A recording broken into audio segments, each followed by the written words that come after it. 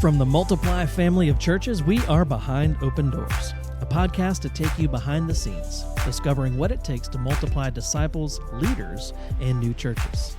We are located in the U.S., the Hampton Roads region of Virginia. Visit us at multiplythechurch.com. My name is Aaron Denini, Executive Director of the Multiply family of churches, and I'm here with our Director of Missions, John Slinker, and we are going to bring you a great guest today. Before we do, though, Okay. we're about to hear a lot about personal development. We're about to hear a lot about mentoring, coaching, being developed and developing others today. So you do have this paradigm where you take the terms counselor, mentor, coach. A lot of times those get lumped together, right? How do you parse those out? What's your paradigm? What does that look like? And how might we utilize that in our own lives? Yeah, so I don't know that I originated this, but I don't know who to credit if it was from somebody else. I got an idea. If it works, take it. All right, if it doesn't, okay.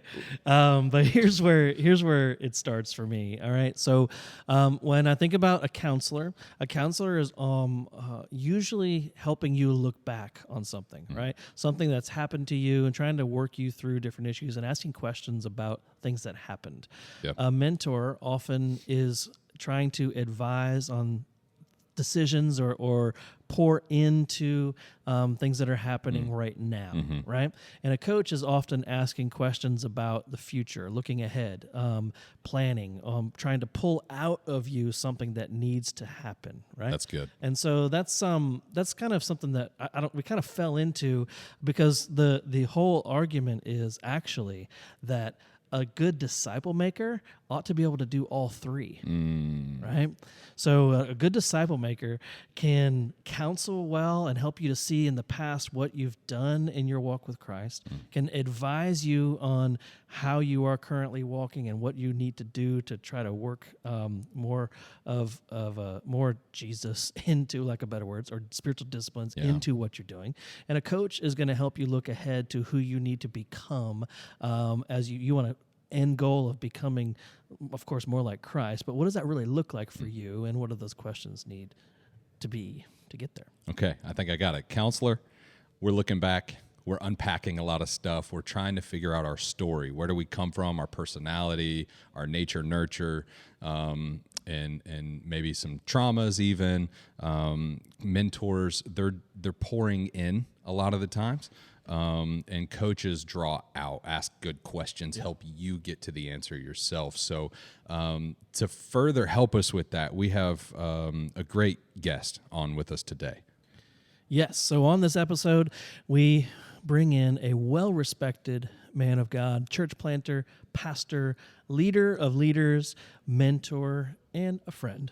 And a coach and a counselor, just a good disciple maker. Absolutely. Mark McGeever is the executive director of Times 12, a church planting network out of Annapolis, Maryland, which after you did a little research, you found out that the state sport of Maryland is jousting. Evidently. Okay. There's some agile, strong-bodied people up there. Yeah, right. Yeah, turtles and jousting. Thick skin and hard shells up there in the Northeast, I think. I guess so. That's funny we call that the Northeast. It's literally like 3 hours north of us, but whatever. Anyway, Times 12 helps churches plant churches in, right now, Maryland, Northern Virginia, Delaware, Pennsylvania, Utah, other areas of Virginia, and of course right here in our Hampton Roads region. And Times 12 a few years ago helped our church, Ocean View Church, prepare our first planter, provided an assessment and coaching, some systems and processes that we didn't have in place when we were ready to plant. We had a guy, and we didn't have the process. And so they came in and helped us with that process. And shortly after that, Mark asked me to oversee their expansion into this Hampton Roads area. So I was glad to do that. I've been doing that for the last couple years now and have learned so much from Mark. Yeah, so let's welcome Dr. Mark McGeever into our conversation. Mark, it is a great joy to have you on the podcast here, Behind Open Doors, with us. And so we'd like you to take us behind Open Doors on you. So what's your story? Where are you from? Give us a little bit of your spiritual upbringing, just kind of a background. Who is Dr. Mark McGeever? All right, sounds good. Hey, great to be with you, Aaron and John, and all those that are listening in. Really, I'll just tell you this: I am from New Jersey, exit 4, if you're wondering. But my spiritual background was, it was a pretty rough family growing up. None of us were believers.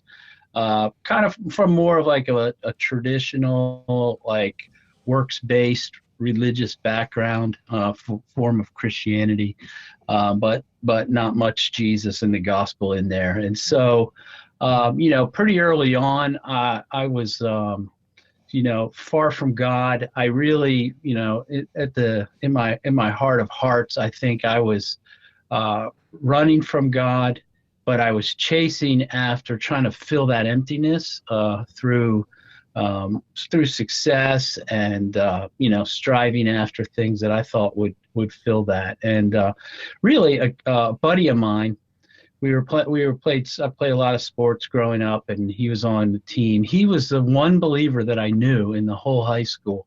And this buddy of mine just loved me and cared for me. I hung out at his house a lot.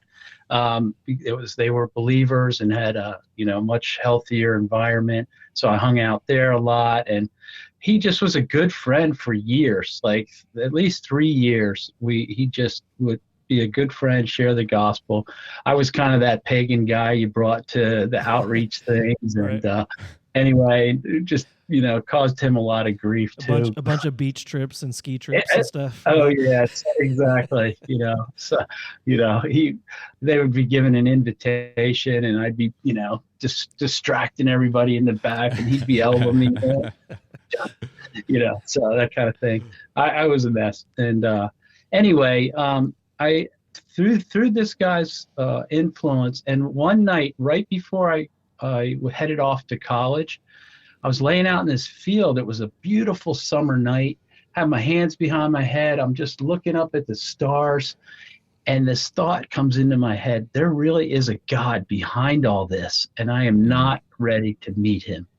And shortly after that, I heard the gospel again, and I gave my life to Christ. And I ended up I sharing the gospel with my friends after that, one of which was my girlfriend.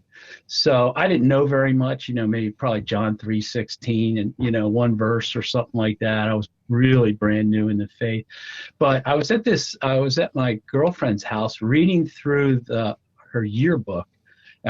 Look, each other's yearbooks. At the end, before you go off to school, everybody writes in them, "Have a good life, good to know you," all that kind of thing. So anyway, this buddy of mine's sister, who was a believer, wrote, "Have a good life, see you, after, have a good college. Glad you're one of us now." Blah, blah, blah, blah, blah. She goes on. And my girlfriend's like, "What does that mean? Glad you're one of us now." And I was like, "Let me tell you what just happened." And, so I just shared what I knew. I didn't know that much, John 3:16, how I just had met Jesus. And after that, I just went over to my buddy's house. It was like 2 a.m. I knock on the door, wake the whole house up. I'm like, "It's a miracle. It's a miracle." It's the first time I really experienced the Holy Spirit using me to share my faith. Anyway, my buddy's like, "All right, we're going back over there right now." He's real impulsive. So we jump in the car, drive across town.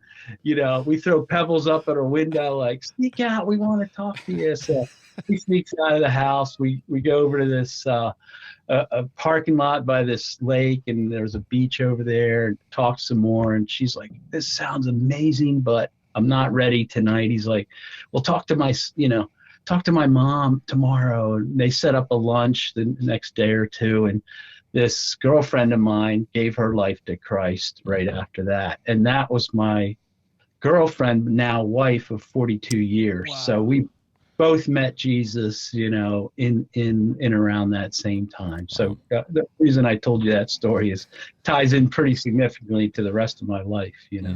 Wow. Wow, that's amazing. I feel like I just watched like a Christian like coming of age testimony movie as you were talking. That was fantastic. I love it. Lots of field laying and lake beaches and all that kind of stuff. Yeah, lots of good moments of impact. Yeah. Like that's a really neat story that God's written for Yeah, you. but the thing was, he was such a faithful friend. When I'm sure he just was like, this guy's hopeless, at times, but he never gave up on me. He kept praying and loving me, and anyway, so that's neat. Praise God for faithful friends. Yes. Yeah. Yes. Well, that's amazing. I happen to know that you have some kids. So kids came along at some point along these 42 years, right? Yeah, exactly. So I got 3 adult children, all in their 30s now. And then so my 2 daughters and a son, Megan, Stacy, and Ben. My 2 daughters are married, and we've got 5 grandchildren between those 2 families. My son's still single, and we've got a good relationship. We're friends, actually. So we like to hang out together, and it's good. Well, that's special. I'm just sorry, but I've experienced that with my own parents as well, where you go from go into this space where they're still like mentors, parents at young adult age, and then you get to a certain age where they just become dear friends, And obviously you've known each other all your lives, or their lives, my life anyway. Yeah. So there's a closeness there and a richness there, and that's super special. Yeah. I was just going to ask what you guys like to do when you hang out. Yeah. So we like, right now it's all kind of centered around the grandkids, playing with the grandkids, hanging out with them, taking them on walks or hikes, through the paths and that kind of thing. We love hanging out at the beach. So, just get the chairs out down at the ocean and just, hanging, talking long, how that is. Like kids can play in the sand and have a good time, and then the adults can talk pretty much, depending on age of the right. So, right. That's neat. So hanging out. Are you as competitive with your kids as you are with all the church planners and guys you hang out with? This dude is like a bocce ball maniac. Yes. We're all pretty competitive. Okay. I mean, for sure. Yeah. Okay. Yeah.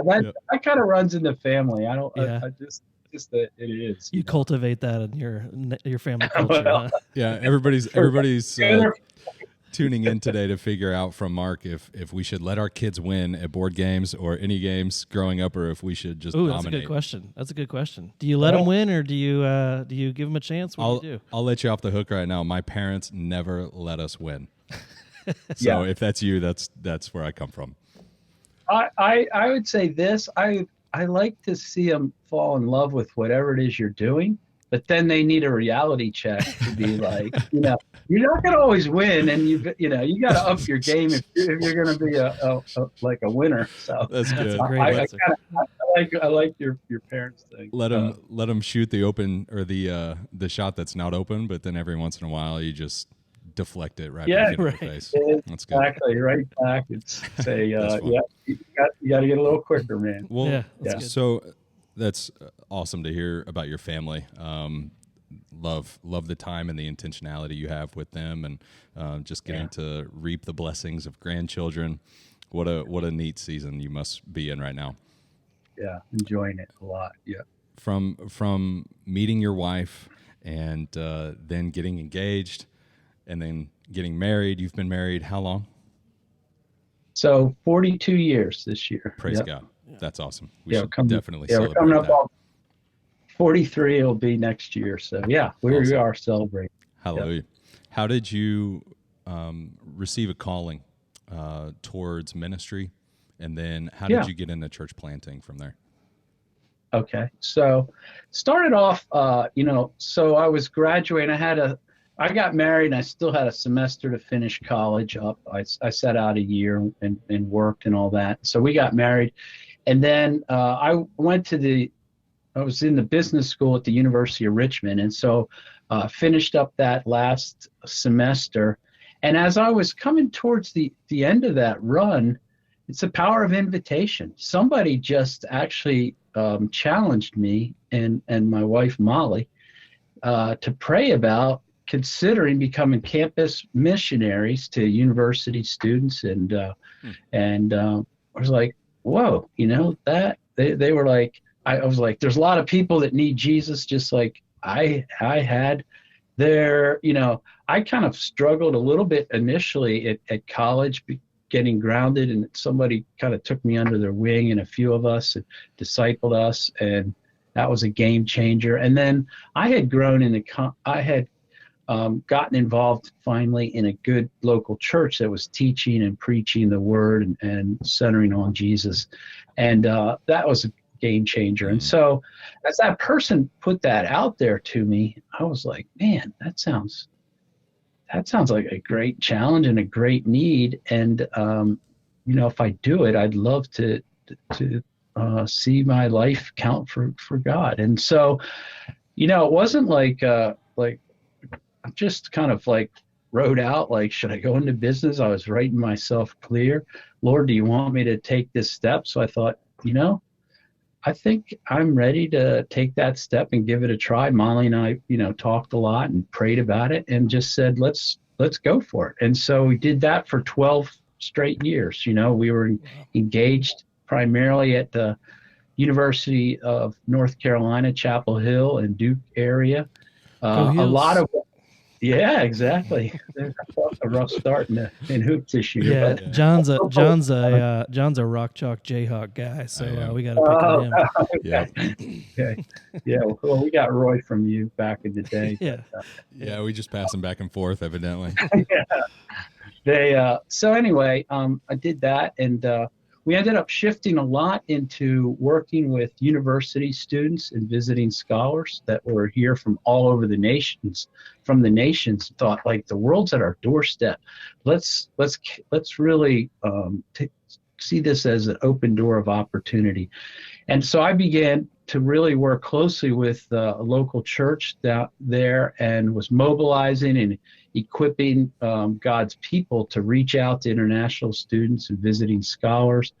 I was an elder at this church, and during that time, I really was like, equipping the church to do the work of the ministry. I think that's what pastors do. Maybe I should become one of those.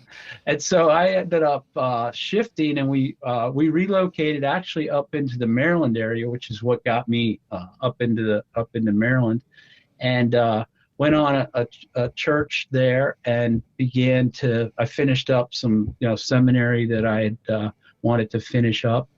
And then went into the local church ministry as a pastor. And in '97, I went on to staff at Bay Area Community Church in Annapolis, Maryland, and it was quite a bit smaller then. It's grown, super large, and that was just a great run. So was with Bay Area for 15 years.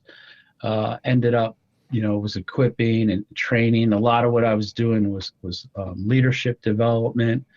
And then the lead pastor, Greg St. Cyr, and I were just talking about the vision for church planting. And we ended up, that we as elders got together and began to say, what would be, how would God use us? At that point, it was like, it was a dot on the vision, future vision, like church planting. I was like, we got to either do something about this or let's get it off there, but let's engage. And the elders went all in. They created a position for me called pastor of church planting for a season. And then in 2000, part of what I actually did was I ended up planting a church out of Bay Area while we also were helping residents to be trained up to plant churches. And so that was a great experience to actually do that. And then in 2012, we birthed out Times 12 as a church planting network. And Bay Area was super generous and helpful to plant that. We still have an excellent partnership, but now we have, 30 plus churches in our network, church plants. We're adopting churches in, and excited about what God's doing. Lives are being changed. And so there was really 3 shifts of ministry. The initial call into vocational ministry, campus, university. Then there was that move to the pastorate. then church planting in these latter years of my life. That's an awesome trajectory that the Lord's had you on in this journey. Can you speak a little bit more to, I'll just say the why behind the what a little bit? So you gave us a lot of the what happened. Here's the story, and just like what were some of the motivations behind getting into pastoring and church planting? Any scriptures that you were drawn towards that you kept in mind? Just get at some of the motivational factors. Yeah, I think one of the things that well, first of all, the kind of the core motivation for me is the gospel of grace, the love of Jesus for me sets my heart free to go ahead and take risks and, to serve however God wants me to. Mm-hmm. But then as I evaluated also some of my passions and desires, one of the things that always came up was I just love developing leaders holistically. Part of that was a little bit of like, I told you I had a pretty rough background. So my development was a little bit piecemeal here, a little there. And it was like, I needed character development, the heart, I needed like the head, like theology and biblical knowledge, but also skills. And I was like, why can't we wed these hands, heart, and head together and actually intentionally develop leaders, pastors, leaders, church planners, in a way that really helps them thrive and then helps the churches that they plant thrive. And so that was a kind of a big motivator and continues to be to this day. And not just that they would develop, but that their impact, because, one of the things that drives me is lostness. That we have a harvest field. We're the largest mission field in the Western Hemisphere. The 5th largest in the world is the United States. Mm-hmm. And so, we're not in Christendom anymore, folks. Like we are, we've got to take the gospel in fresh ways with fresh expression and bring that into the harvest. Yeah. So good. You got me excited, Mark. I'm ready to go plant churches or something. Yeah, I've got two things on my mind after hearing that. It seems like you had others invest in you and help you throughout your development. There's a lot of young people out there today who have the desire, they feel called, but they still, like us, needed a lot of development within character, within figuring out what that calling looks like. Sure. You had people do that for you. We're trying to do that for others in our different but very similar ways. What are some ways that you guys have determined are helpful for the next generation as they come to you or as you seek them out? Yeah, so that's a great question. One of the things I would say is keep dreaming. Like to the next generation, I would say keep dreaming about impact for God. Like don't let that, but don't equate a season of development or even like waiting and being developed as a hold you back. I love to see like entrepreneurial leaders, people that want to take a new hill, that have a dream that is just rising up in their heart, to be able to come alongside them and then help them see that dream realized, but in a way that actually glorifies God. And sometimes that takes a season of preparation. And then I would say the second thing is find somewhere where you can roll up your sleeves and get some reps in terms of like practicing what you see yourself doing someday. So if you want to plant a church, have you started like a missional small group or a community group that's outward facing? Are you discipling a few that multiple, like roll up your sleeves and start practicing those things with alongside a seasoned leader that wants to see you develop, doesn't want to kind of shut you down, but actually wants to see you flourish and develop. So, yeah. When that's what we want to do. We do just to part two of your question was, Yeah. and then what do we do? So we actually will assess you, your hands, heart, and head, come up with a customized prep plan, and then have you work that out within a sending church, and we'll collaborate with that sending church at times 12 will to see you develop and then complete that, and then commission you out so that you go take a hill and fulfill that dream that God has welling up in your heart. Yeah. I'm ready to sign up. Yes, that's so encouraging. So I hear patience within that. Don't try to jump phases or seasons. Don't try to skip the season of preps or the season of reps. And you guys provide that for your church planters. That's where you're at now. Maybe we should fill in a little bit more detail there. Do you want to take that? Yeah. And I'll go at it this way, because I've heard somebody say in the past that I took on the role as senior pastor when I was 30 years old. I was a young guy, right? At a 100 and some year old church at the time. And so, like, it was a bit of a square peg round hole kind of situation at first, and then the Lord worked those things out. But I've heard people say before, when you're a younger leader like that, you kind of take on this big brother role. So you preach and teach almost like a big brother would to their as a younger leader. As a younger leader, right? Yeah. And then you get into your 40s or so, and you're like this uncle type of figure, and you get into over 50, and you're a father, right? And you preach like a father, you teach like a father. I already know you are a father figure to so many of these pastors and planters. I want to know how you've embraced that role. Was it easy, or was it difficult? And how have you just kind of embraced that role as I'm not just a leader of leaders. I'm also like a pastor dad to a lot of these guys. How have you embraced that? Yeah,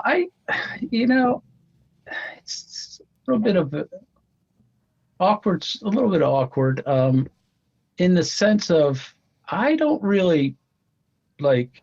consciously think like that. Like, okay, Dad's here, stick around, boys and girls at all, I actually see them as co-laborers, co-workers for the kingdom, and that, yes, God has grace that he sends through me into their lives as a conduit of grace. But I also see them, they have grace that flows into my life. And so I think if we're just staying humble under King Jesus, and then we let the gospel of grace and the grace of God, whatever wisdom I can offer, but I also am, a recipient of God's grace through them. And that's more how in fact, I think sometimes if you have like a father wound, you want to lock on to one kind of dad figure. And I kind of made that mistake way back. And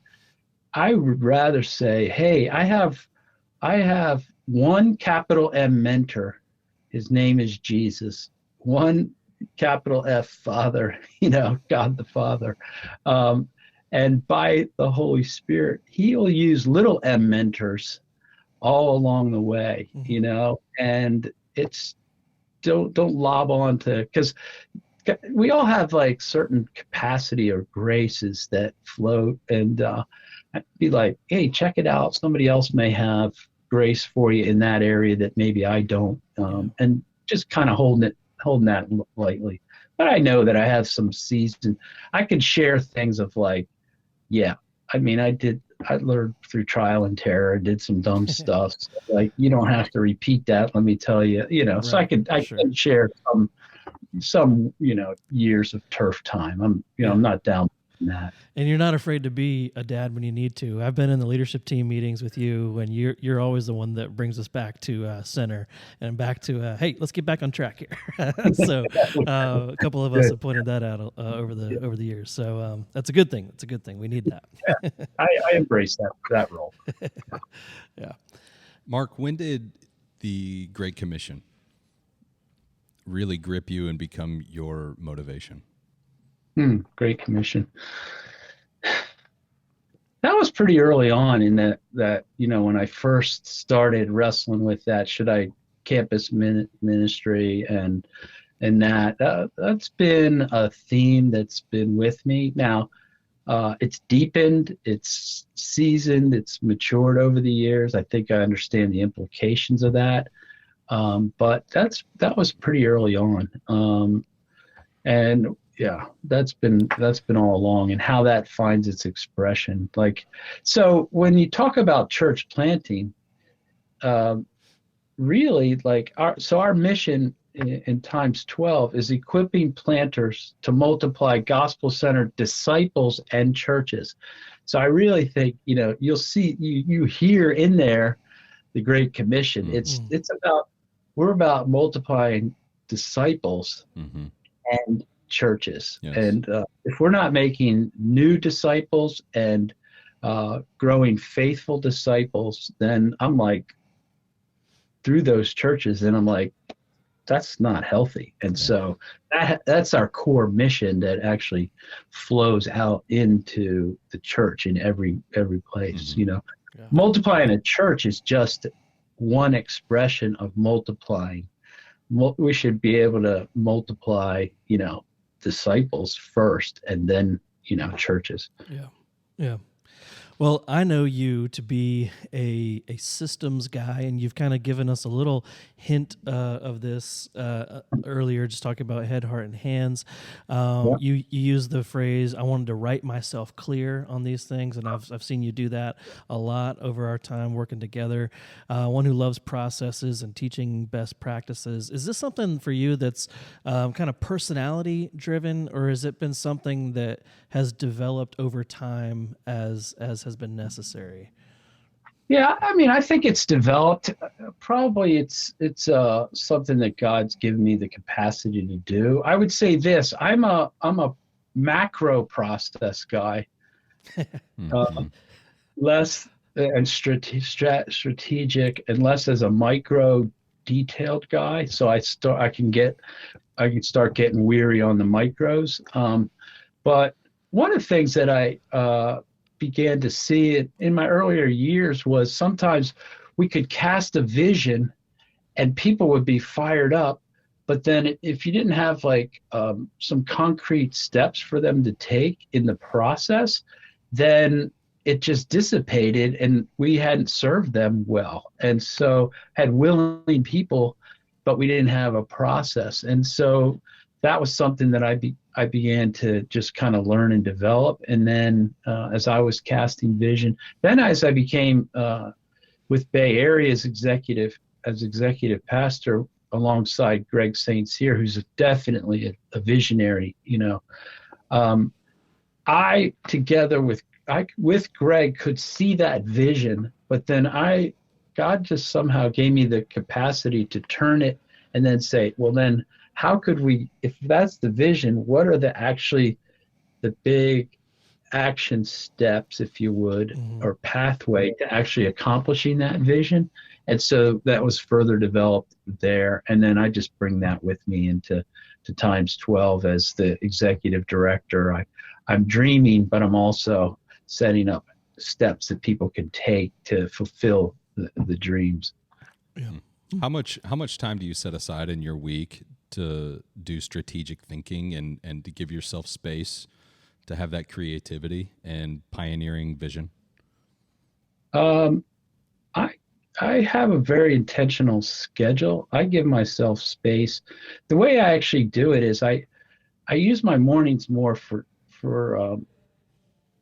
my early mornings are just for my own walk. I would say that my walk with Jesus is more important than my work for Jesus. Mm-hmm. So I always have time where I'm just in the Word and in His presence. But then for my work hours, if you will, I carve out more of my mornings for preparation, study, reflection, and teaching and training preps, if you will. And then my afternoons are more like the strategic leadership side of things, where I'm meeting with people or strategizing and that kind of thing. And I've built into my rhythm, my annual rhythm, 3 times a year, I actually get away. And I get away for that long range strategic thinking and prayer. So I'll do like 3-day getaways, and I look up, I look back, and I look forward. So I look up, how's my walk with the Lord, like, my marriage, family, everything. I look back, how have we done the last, several months of this year, and then where are we going next? I look forward, and I built that into my rhythm, and it's really helped me kind of lift out of the just day-to-day grind. That's great. So we're coming into the end of the year and starting a new one. Yeah. Is there anything that you do towards this time to set resolutions or think intentionally? What intentional practices have you built in as you start looking towards the new year? Yeah. So just part of my regular rhythm, December is one of those times of the 3 times a year that I get away, because I built it into that, so that I do have that reflective time to look back at over the fall or even this last year, and then look forward to. Yeah. So that's coming up. And I always write myself clear at that time and say, how are we doing? Try to listen, see if the Lord has any directional changes. Are we on course? Is there something I'm missing? Any blind spots? And then I really value the team that I'm a part of, so that they're speaking into these things as well. So it's not just, mark off with, Moses on the mount, coming down. I got it. It's a collaboration with, sure.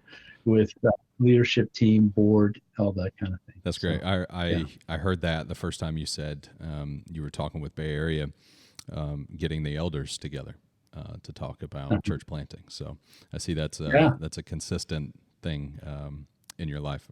Yeah. Yeah. Thanks. Yeah. Love that. Honor that. They went all in, man. I give them big thumbs up. Well, we always like to have a little bit of a brain break about this point in the conversation, yeah. Okay? And we've got a very, very important question to ask you, Mark. And John's got it here. So what do you got for us? Okay.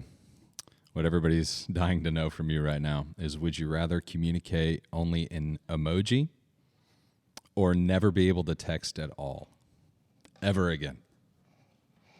That's a good one.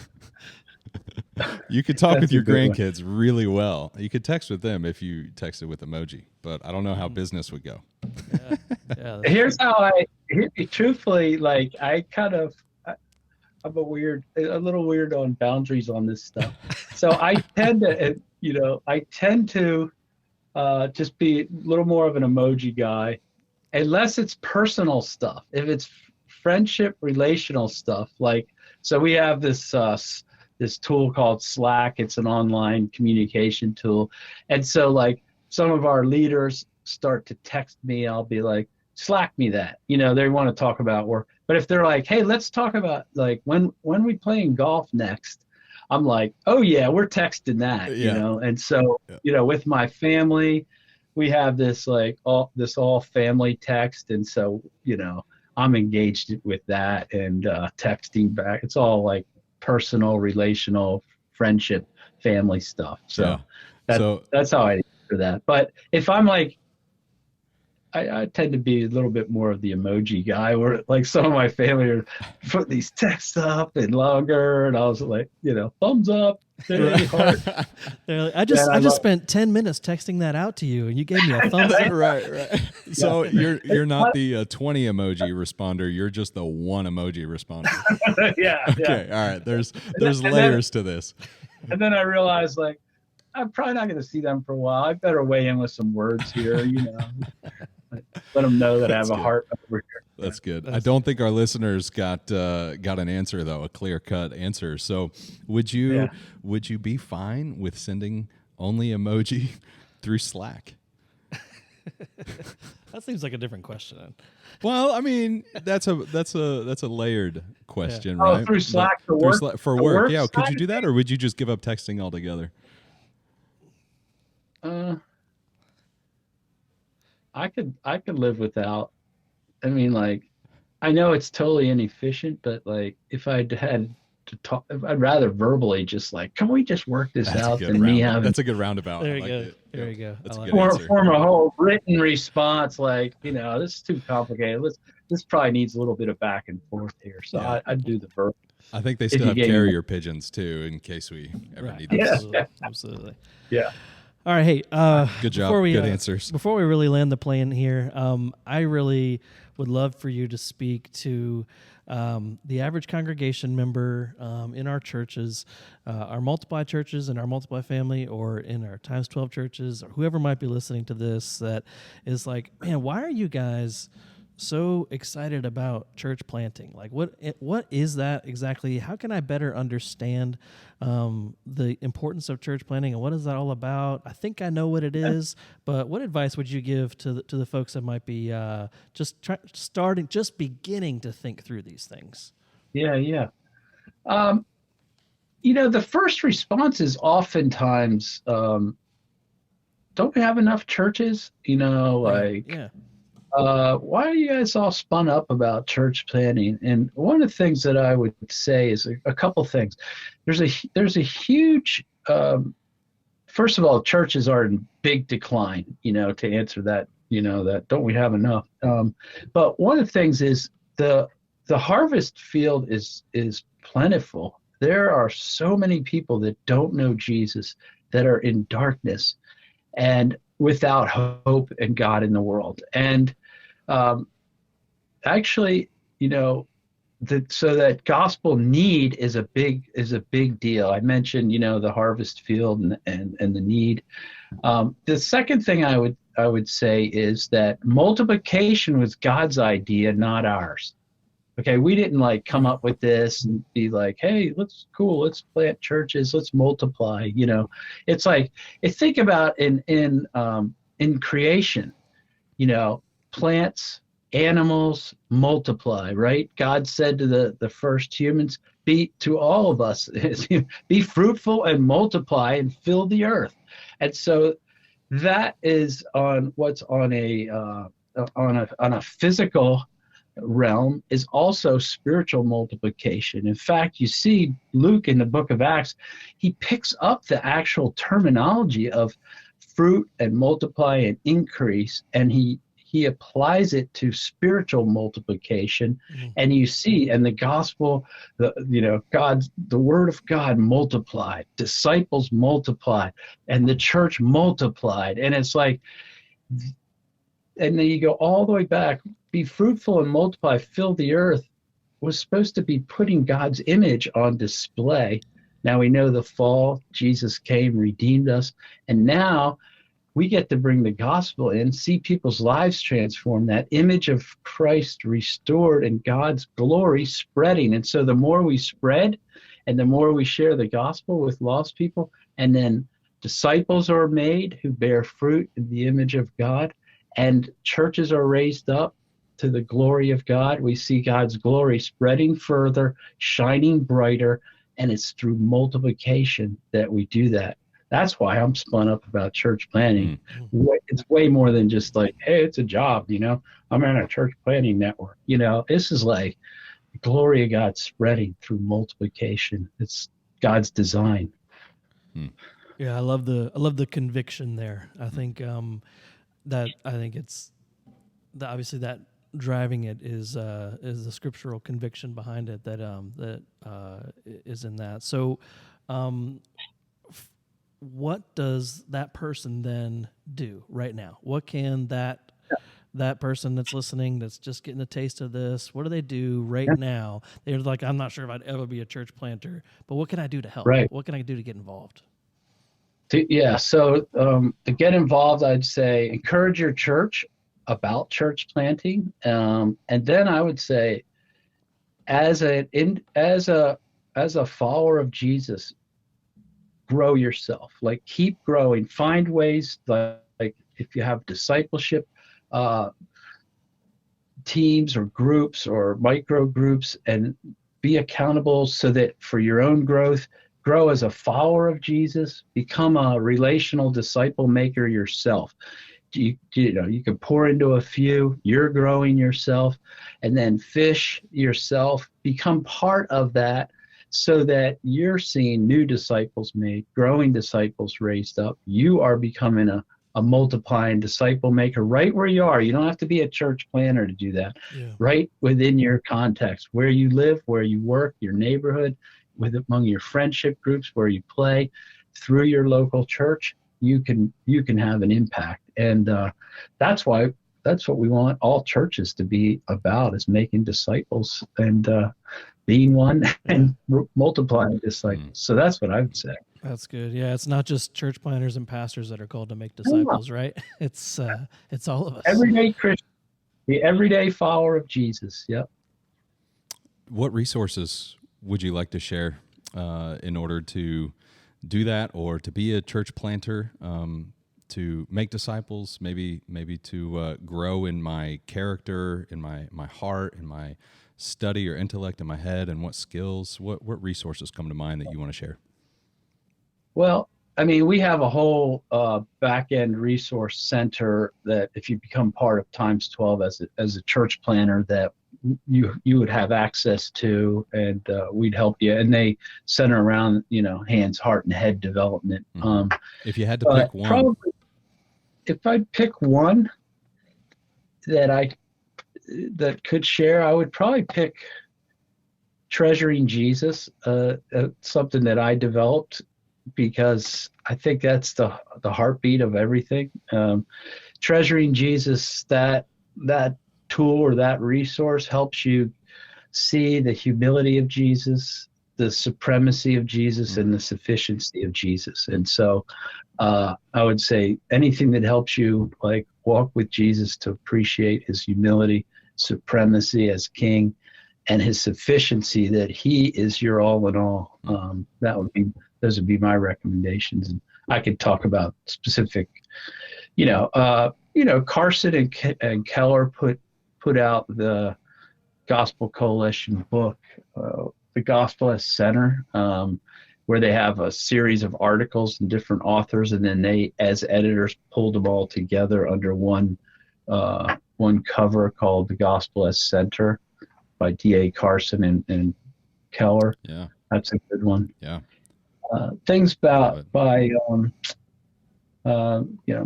Dallas Willard has had a big impact on me, the late Dallas Willard, about how, the thing that got me that he wrote was, we say we want to be like Jesus outwardly and all the kind of bear fruit like Jesus, but we don't practice the private practices or spiritual disciplines that Jesus did in order to bear that kind of fruit personally, relationally, and publicly. So Dallas Willard's book, those are good. Awesome. Thank you. The Great Omission, it's called. That's okay. a good. Nice. Yeah. That's good. Well, Mark, we're super appreciative of you and your ministry, and personally, I'm thankful for you and the impact you've had on my life in these past couple years. And you've done so much to prepare planters to keep expanding the kingdom in their context, and we're just so grateful for you, Mark. Thank you, Aaron. I appreciate it. You too, John. Appreciate being kingdom co-laborers with you, men, and for giving me a chance to share what God has done in my life through Jesus Christ. Well, we know you. You're a busy man, and you have a very intentional calendar and schedule, and we thank you for taking a few minutes out of your day for us. Happy to do it. Yeah. Yep. All right. Peace. Man, I'm so glad we were able to have Mark on the Behind Open Doors podcast, man. It's been such a joy these last couple of years learning from him. He's just been a model for me to be able to follow for, yes, leadership, and yes, systems and processes, but of course, most of all, just how he goes all in on discipleship and development. Mm-hmm. If I had to choose two emojis to reflect on Dr. McGeever, it would be the heart emoji, and it would be the smile emoji. It makes me happy to see men stay the course over the length of their life and ministry, and how they just continue to pour into others because they've had others pour into them, and they've really been intentional and consistent with self-development. And you can tell everything from just knowing that he's a guy of macros, not micros. Mm-hmm. There's a lot of awareness of his character, his heart, his head, his hands, and I don't think we can know others to lead others if we don't first know ourselves to lead ourselves. And that's one thing I really appreciate about sound mentors, coaches, disciple makers, and what I most cherish about those who have invested in me. Yeah, absolutely. I would actually go with the heart on fire emoji. Ooh, did you? Maybe Apple doesn't have that one. You got no, they do. You get your Android over there. I think they do. I'm just trying to make excuses for myself. Robbie says they do. You got a better one than I did. So the heart, though, is coming from, like, you can see even with the tool and resources that he's talking about, it's all about treasuring Jesus. It's not about tactics. It's not about the end goal of how many churches did we plant in 2022. It's, are we treasuring Christ and keeping him number one? Yeah, that's so good. And honestly, the Times 12 network is known for their resources, and that's primarily it is primarily because of Mark and what he's developed or compiled over the years. And you go talk to different guys who have planted with Times 12 and other networks, and they'll tell you that, this network has a lot of money, and that's been super helpful. This network has really good relational connectivity, but Times 12 does relational really well, but what they really do well is resources. Like when you go with Times 12, you've got resources for multiplying disciples, leaders, and churches. Hey, that's kind of what we like to do down here. Look at that. With Multiply, right? Interesting. They have development pathways that help you onboard and think about what bringing on new elders could look like. And they have one-off resources just to say, hey, people are going to need help with their heart development with like he mentioned, the Treasuring Jesus one that he developed. And it's just a wealth of resources and a joy to be a part of a network that is able to say, oh, you've got an issue. Well, we probably have a resource to help you with that. Amen. Yeah. Well, one of our primary roles at Multiply is to equip our family of churches with the resources they need to multiply disciples, leaders, and new churches. And new churches are led by planters and teams who are prepared in our pathway to planting with the Times 12 Church Planting Network, of course, times12.org. Leaders are developed using our leader pathway, and disciples who want to grow as disciples of Jesus can access our disciple-making toolbox, and both of those are available at multiplythechurch.com. So as we finish up season 1 of Behind Open Doors here very shortly, we want to remind you that this podcast is written, produced, and distributed all in the Multiply family. Your giving to the Multiply Project makes this possible, and we are so grateful for the support structure that exists within our family of churches. You can give to the Multiply Project by making a pledge with us or by one-time donation at multiplythechurch.com. For now, it's time to close down the podcast, but remember, the doors are wide open here at the Multiply family. If you found this podcast helpful, please be sure to subscribe, leave a review. It helps us to be seen by others who may enjoy and be resourced by discussions just like we had with Dr. McGeever. You can also join our Facebook page where we have further discussions about each episode. And finally, you can share this episode and others to your social media pages. You've been listening to the Behind Open Doors podcast, where we take you behind the scenes, discovering what it takes to multiply disciples, leaders, and new churches. Let the word dwell richly in you, and may God multiply your efforts for the kingdom.